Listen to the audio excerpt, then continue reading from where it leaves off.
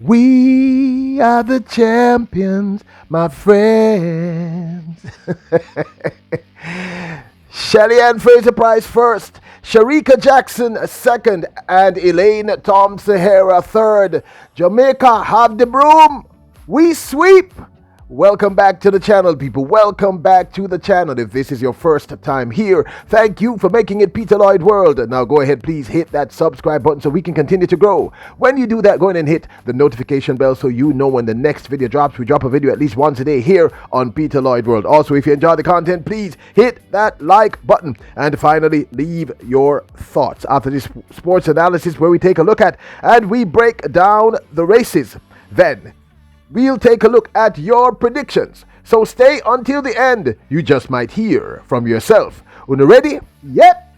Good to go. Well, yesterday, Sunday, July the 16th at the Haywood Field Stadium in Eugene, Oregon, Jamaica swept the women's 100-meter finals in fine style with the world's greatest, the GOAT, Shelly and Fraser Pryce in the first position, Shericka Jackson in second, and in the third position, the world's fastest woman, ELAINE Thompson Herah.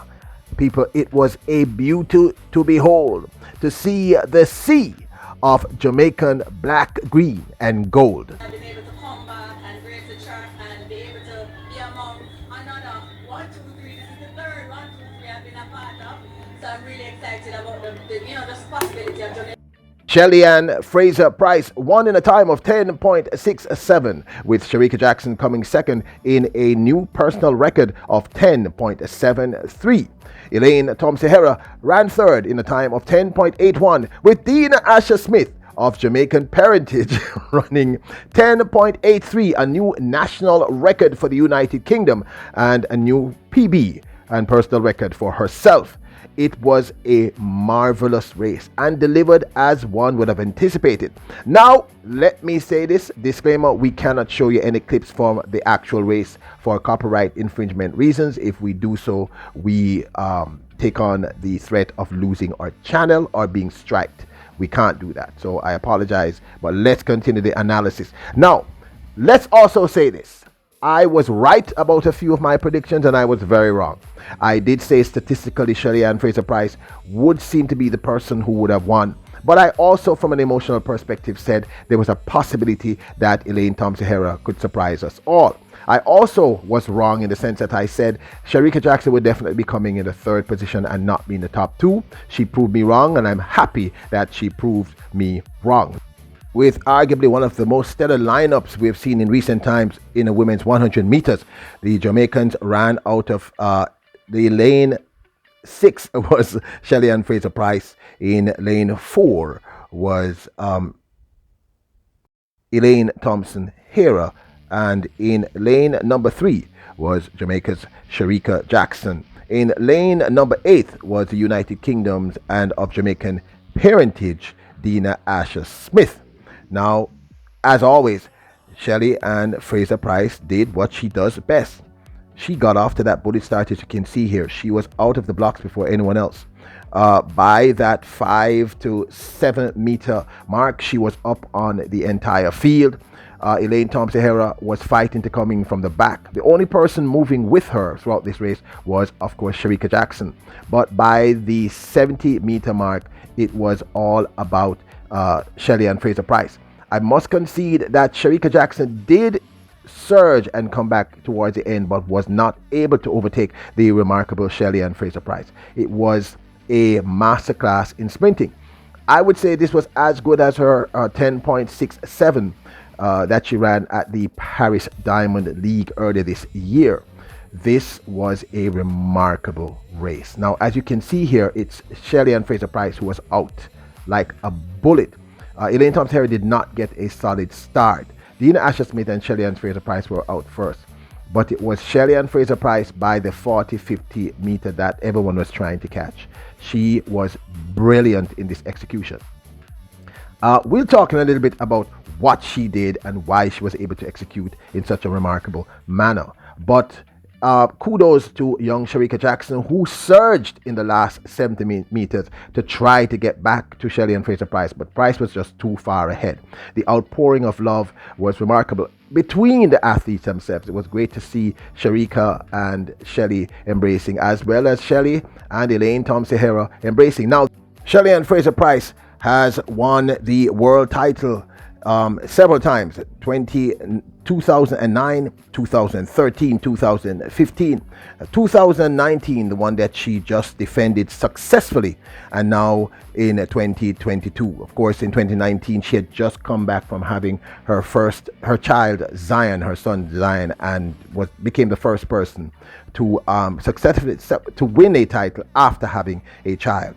It is also the third time that the Jamaicans have swept. Of course, at the Tokyo 2020 Olympics, we won in 1, 2, 3. This time, however, it was ELAINE Thompson Herah, Shelly and Fraser Pryce in second, and Shericka Jackson in third. And at the Prefontaine Classic, we did the same with ELAINE Thompson Herah in first, Shelly and Fraser Pryce in second, and Shericka Jackson in third. Now, this is just my 2 cents. Yesterday's race was absolutely a masterclass in execution and brilliance by Shelly and Fraser Pryce. Shelly and Fraser Pryce did a few things this year that we had already discussed. One, clearly she had to start. So she had to learn how to extend her top end speed. Now, this doesn't mean that you actually go faster. What it actually means is you fade slower than everyone else in that 100 meters.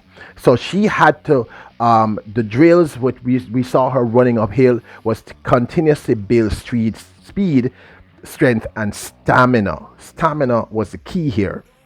So what she was able to do is get out of the blocks even faster, and she's a pocket rocket. We know that she's known for getting out of the blocks. Her drive phase is always brilliant, but her weakness last year as compared to ELAINE Thompson Herah was that her top end, she started to fade faster than ELAINE Thompson Herah. In this instance, this year, we saw her improve this. So she technically ran an almost perfect race. Almost perfect. And she did say in an interview after that she thought she could clean up things. Her start was brilliant. Her drive phase was absolutely perfection. And she faded slower than anyone else on that field. So it's not that you go faster, it's just that you maintain that top end speed for a longer period.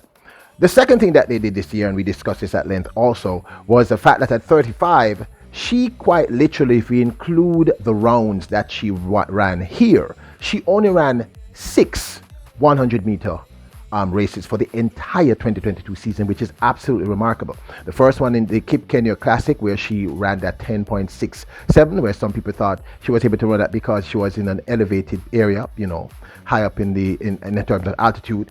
She executed the same 10.67 again, which was absolutely brilliant at the Paris Diamond League. Perhaps the best race I've ever seen her execute, to be very frank with you. Then she came to the national trials in Jamaica and ran 10.70 at a jog.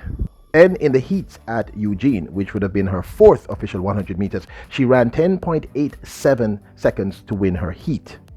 In her semi-finals, she ran and won in a time of 10.93 and literally played cat and mouse with Aaliyah Hobbs and Daryl Nita. In fact, it was the greatest show of confidence I've ever seen any athlete, any sprinter do anywhere in all my years watching sprints.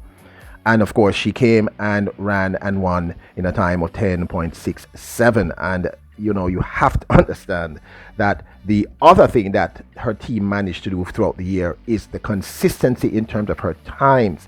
She ran 3 winning times of 10.67. I can't think of any other time in recorded history that has happened. That's sheer brilliance. There was a consistency in how she ran. All her races were easily sub 11s. In fact, the slowest race she ran was actually that 10.93 that she ran in the semi-finals, and clearly the reason why she would have done this, it was smart, was we're going to get to that. That's number 4. So the third thing is the consistency in terms of the times. And here's the idea. The idea is if your body gets used to running these fast times consistently, then when you need it the most, the automatic thing of it is that your body is simply going to reproduce that time. It's an old technique. Go research it.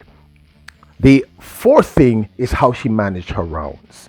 For those of you who don't understand the terminology, what it means is there are some meets, world championships being one, it's a boys and girls champs being another, where the athlete just come and run one flat race, like she did when she ran at 10.60 last year, meaning Shelly and Fraser Pryce. What you do is you go through rounds. So you have a heats, and then they eliminate athletes to get into the semifinals, then they eliminate athletes to go into the finals. Now in this instance, again, it was a little tricky. They had a heat, then a day later they had 2 races to run. They had a semi-final, and within 1 hour or an hour and a half they had to run the finals. So you have to be extremely clever in what you're doing, especially if you're 35 years of age. And I know some of you don't like me talking about this, but this is really important. So what she did is she ran her slowest time for the entire season in the semi-finals. She just did just enough to win. That was the 10.93, which is still, by the way, a phenomenally fast time. So she was able to recover faster because she didn't push herself to the limit, if you get what I'm trying to say to you. So what we just witnessed is Shelly and Fraser Pryce and her team playing chess, a masterful game in terms of how they were able to get her to win this championship. First, they improved her endurance, that she could maintain her top end speed when she needed it the most, because she lost all those races to ELAINE Thompson Herah because she got her to the blocks first. Herah caught her about 60-70 meters in, but she faded faster to the line than ELAINE Thompson Herah. So they improved her top end speed by improving her strength and stamina, so she kept that top end speed to the line. 2, ran far less races. In total, from the beginning of the 2022 season, she ran only 6 races for the entire season. 3, they got her to maintain a particular speed, so her body got used to it, so she consistently delivered that. And 4, how she managed her rounds, her slowest time being in the semi-finals of last night's event.